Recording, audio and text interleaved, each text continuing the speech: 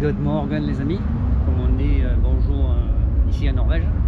Donc mon deuxième jour ici et encore obligé de prendre un ferry pour continuer ma route. Donc le premier, bon, il n'y avait pas beaucoup de distance. Là il y a l'air d'avoir de la distance puisqu'il y a des salons et des cafétérias. Donc je m'attends à payer une douille. Donc on va bien voir. Allez, surprise, surprise. Mais voilà, donc le voyage, la traversée a été bien plus courte que je croyais, donc à peu près la même distance que hier, sauf que là je suis plus en... Tais-toi, pendant 13 km. Tais-toi, toi. Sauf que je suis plus en privat, que je suis en public.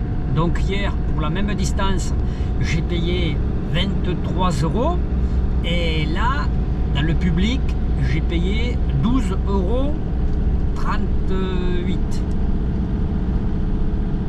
La moitié. Bravo le privé, bravo. Allez, on continue. Et maintenant qu'on est de l'autre côté, eh bien on suit la montagne, mais comme elle est assez abrupte, ça fait le troisième souterrain, tunnel, en 2 km. Et là, ils ne se sont pas embêtés à bétonner. Hein. Ils creusent la roche et ils laissent les parois telles quelles. Il n'y a que au-dessus de nous, de temps en temps, il y a des arches en béton. Autrement, il y a des grands endroits où ils n'ont même pas bétonné.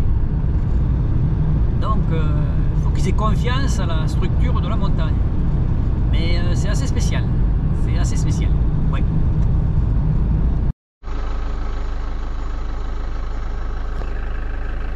Le passage en ferry pour les petits lacs comme ça.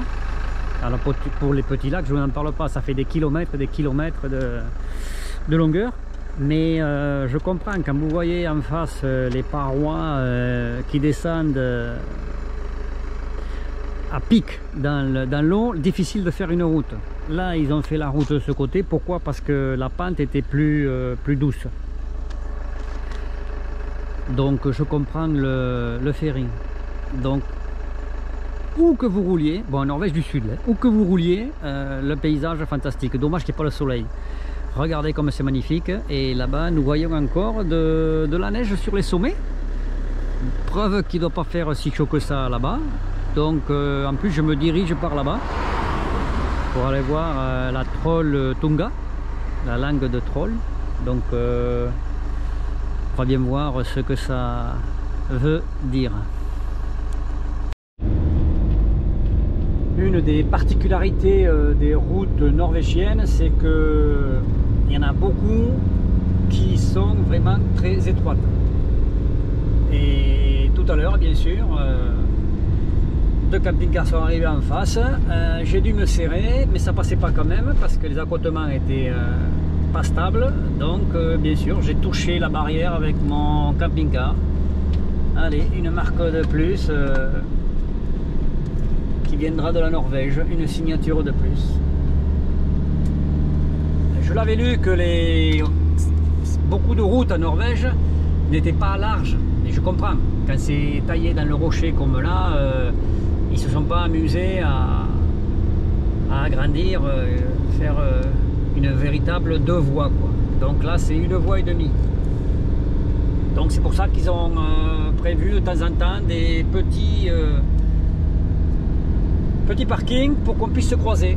Mais là, si jamais il y en a un qui arrive là, je suis mal. Parce que j'ai le rocher d'un côté. Bon, là, j'en parle pas parce que là, on passe qu'à un. Et voilà, des villages. Ouais, je pense que c'est des maisons de vacances. Les mecs habitent pas à l'année, j'espère.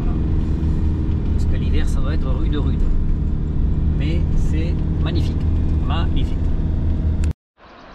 Regardez-moi ces cascades de fous furieux. Donc il y a un sentier pour y aller, mais aujourd'hui non, j'ai pas les jambes, j'ai mal au mollet. Heike Stollen a fait quelques dégâts au niveau des mollets. Donc sûrement qu'on peut aller au pied de la cascade en se promenant, mais là j'ai pas le... Non, Là, il faut que je trouve un camping pour me reposer là. Et bien voilà, ça c'était marqué nulle part dans tout ce que j'ai lu. La route pour aller au marché sur Trolltunga, la langue de Troll, est interdite au camping-car de plus de 5,20 mètres de long. Donc je suis obligé de me garer au parking 1. Le petit souci, je vais vous le montrer en image. Voilà, en image. Trolltunga, parking 1. Voilà. Donc parking 1. Alors si je pars de là, enfin je peux, c'est pas si, je suis obligé de partir de là. Donc il me faut, enfin ça fait 38 km quand même. 38 km. La randonnée, 15 heures, 2 km de dénivelé positif, et puis extra demanding, ça veut dire que c'est hard. Bon, hard ça me gêne pas, 2000 mètres ça me gêne pas, 15 heures non plus. Mais 38 km, donc oui, je sais pas si je vais m'y amuser, surtout que le parking n'est pas gratuit. Mais non, ah ben non. En Norvège, aucun parking pratiquement n'est gratuit. Celui-là, c'est 27 € un jour, 2 jours 45 € et 3 jours 63 €. D'accord? Et donc tu payes avant de partir. Et est-ce que vous êtes préparé? Pour partir, il te faut bon vêtements, les gants, tout bon. Et un bivouac d'urgence, un kit de premiers secours, une batterie chargée, et un truc de fou. À mener à manger, à boire et tout, c'est un truc de fou quoi. Donc bon, eh bien, mon espoir de marcher sur une langue de troll s'arrête ici. S'arrête ici, au parking 1. Donc il y a quelques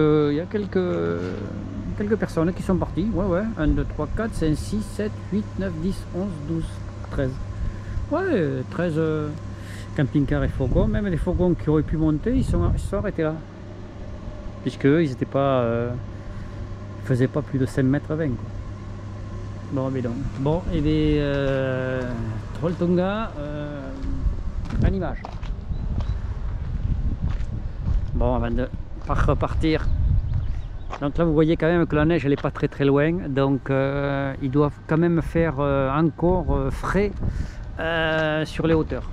Ouais, ils doivent encore faire frais sur les hauteurs. Ouais. Monter plus de 2 km, ouais, il doit faire frais. Bon, allez, j'ai là. Bouge de là et une autre destination.